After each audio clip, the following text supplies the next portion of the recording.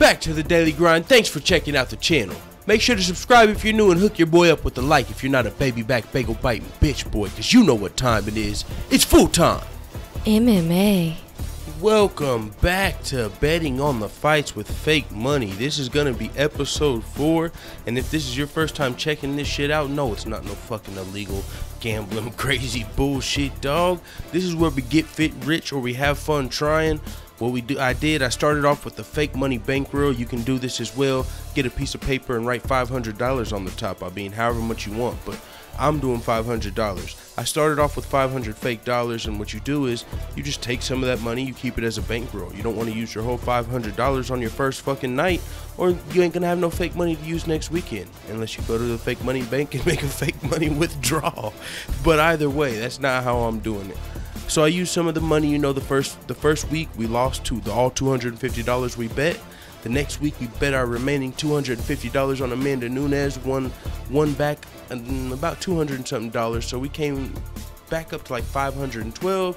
Now we're back down to about $472, and that's where we're starting this week out from.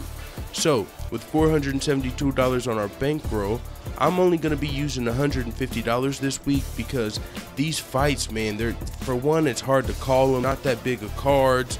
UFC 216's next week. I definitely want to have some fake money left for that. So I am going to go ahead and bet on one UFC fight this week, and then we've also got a really stacked Bellator card. I'm going to bet on 2 of those fights. So with that being said, I'm going to be putting $50 on all of these fights because none of them I'm super confident about. I'm more confident in the Teruto Ishihara fight than the rest, but still, it's fun. It makes you, I'm telling you, I've did this a few weeks in a row now. Even though it's fake money, I'm telling you, it's a great feeling because if you win, you feel like you're winning something, and if you lose, you're like, oh well, it was fake money. I'm telling you, it's fun. You should try that shit. Try this shit, or you can just keep up along with the channel's fake money bankroll. So after we bet the $150, we'll be going down to $322. So that's how much. If we lose every bet, we'll still have $322 left, but if we win, hey, we're gonna win some money. So the first fight I'm gonna be betting on will be Friday, which is today. I'm not gonna be able to watch these fights because I have work, but I'm betting $50 on Teruto I Love My Beaches Ishihara. He's a cool guy, man. He's coming off of like 2 losses, I believe, to Gray Maynard and Artem Lobov. I know one of them was for sure Artem Lobov, but I mean, he's fighting a guy in Rolando Dai who I believe is making his UFC debut. Teruto is the favorite, so we're betting $50, and we're not going to win 50 back if we win.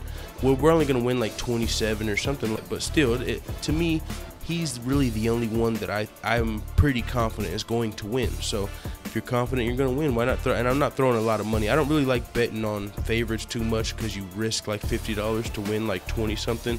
So it's not really, you know, it's not too often to do as a great idea, risk versus reward and shit. But I do think he's going to win this fight, so I'm betting on my boy Teruto $50. Then let's move on to Bellator because the rest of the UFC fights, the fights like Claudia Gadelha and OSP, who I think are going to win, they're also pretty big favorites. So I don't really I don't want to bet like $50 to win like 12 or 10 with those fights. So I'm just going to bet on Teruto for Friday night fights. Then Bellator Saturday, I'm going to bet $50 on Paul Daly because I'm picking Paul Daly to beat Lorenz Larkin. I actually think he's going to win, and they've got Paul Daly as like a 2-to-1 underdog. I'm like, what? I mean, they might be right. They're usually right with that shit, but they got Paul Daly a pretty heavy underdog, so I definitely like that. To me, he's a more experienced fighter, and he's an underdog, so I low-key kind of wanted to bet $100 on this fight, but I'm not going to just because I don't know where Paul Daly's mental state is right now. I mean, he lost his last fight to Rory McDonald. He was supposed to fight like MVP or something, if I remember correctly, and he had to like pull out of the fight, and he ended up like charging him in the crowd. I don't remember all the crazy shit, but also Paul Daly's the guy that got kicked out of the UFC for punching Josh Koscheck after the bell. After the decision was announced, he like punched Josh Koscheck, got kicked out of the UFC.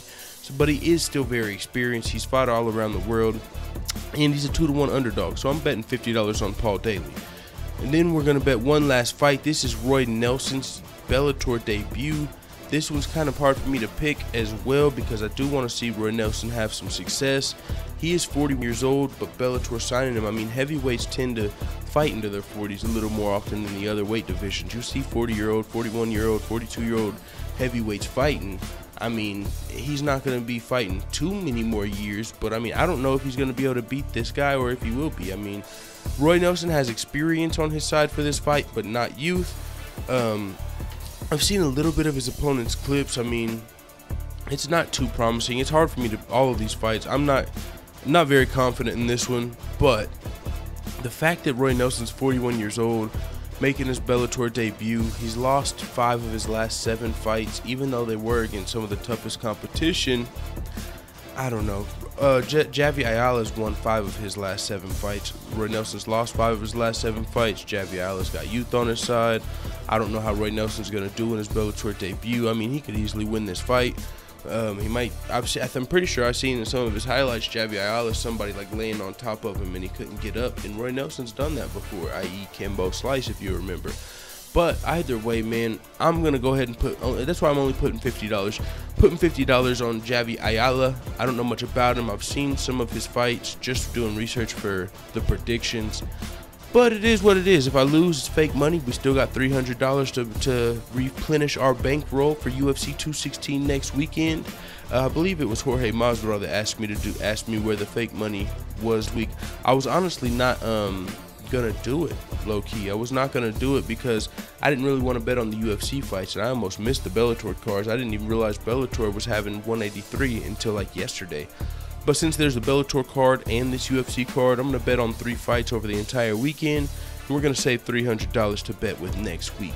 So it's going to be fun. I got to get to work now. I'm already running late, but it is what it is. They know I'm going to be late today. So I got to get out of here. It is what it is, man. Let the haters know what the fuck you tell me in the comments. I'm out.